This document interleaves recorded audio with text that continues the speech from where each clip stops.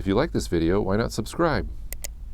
Hey everybody, welcome to the first episode of the Frugal Filmmaker Tip of the Month. This is the show where we cover stuff that really isn't worthy of a full-fledged episode, but that still might be useful to you.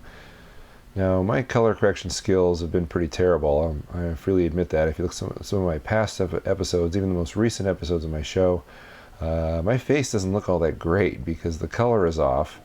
And so I've decided to try and learn more about color correction. I've come across some things that I didn't know about that are real basic, but that I thought I'd pass on to you so that you could use them in your productions, because they are pretty handy. The first thing is getting to know the color wheel. This is the color correction plugin or effect in Sony Vegas. I notice you have these three wheels. This is real common in most editors. You have these three color correction wheels, low, mid, and high tones. And you use them to adjust the color in your video. Now, the most obvious thing people tend to do when they first see is to add color. Like example, if I want to make the color blue here on this clock, you simply add blue.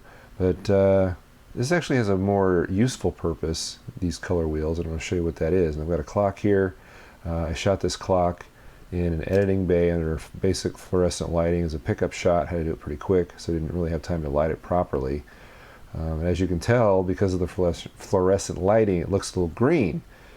So what I do is I add my color corrector here, and if you notice where these colors are on the color wheel, you have red, magenta, blue, cyan, green, and yellow. And what you do is you take the color that you don't want, such as green in this case, and you move away from it. Take the little dot here, move it towards magenta, and you will essentially eliminate the green. If you go too far, obviously it doesn't look right, it looks more magenta now, but if you split the difference, it'll actually make the face of the clock more white. And it's kind of subtle, so you might not recognize what I'm doing here, but as I turn it on and off, if I can get my mouse to go there, you'll see it's green and it's more white because I've added magenta, green, and more white. You can also do the same things with the mid-tone and the lows. If I add magenta to the lows, notice it hits the blacks and adds any color I want to the black section of the picture, but we don't want that. It's just an example. So that's your basic use of your color wheel. Just like I said, move away from the color you don't want or to the color you do want, and that's the effect you can get. Real simple, something I didn't even realize. I didn't understand any color theory until recently, but this color wheel thing is fantastic and something everybody should know.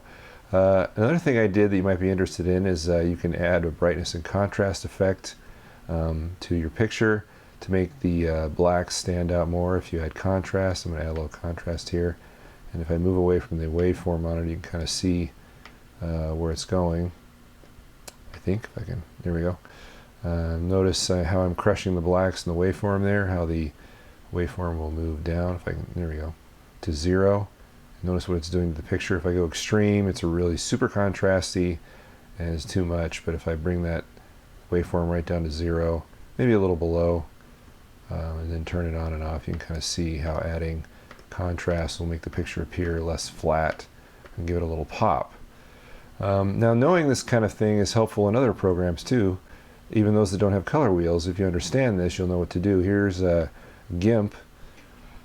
And I have a picture here that I used recently on one of my weekly recap link lists. And if you go into color and then color balance, look, you've got basically a color wheel, only if you understand that if you subtract or add magenta to green, you will take the green out of the picture. So we're going to do that, use this little slider here. And notice what happens when you add magenta. The green hue goes away. I don't really can't figure out a way of turning this on and off to show you other than move the slider back and forth. But you get the basic idea. So if you understand simple color theory and things like that, you can apply them to any program that has any kind of color correction ability.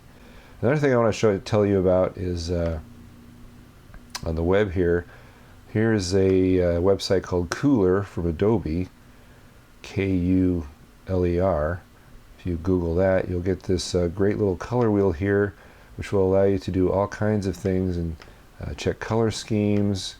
You've got monochromatic, compound colors, analogous colors, complementary colors, It'll give you color schemes that you can use in your production design or any kind of graphics you want to build.